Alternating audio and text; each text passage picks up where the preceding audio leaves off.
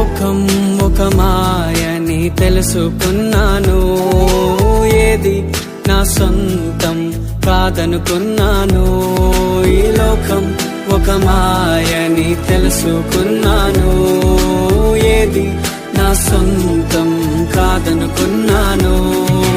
తప్పిపోయిన కుమారుని నేనైతే, నా కొరకై నిరీక్షించే తండ్రి నా యేసు.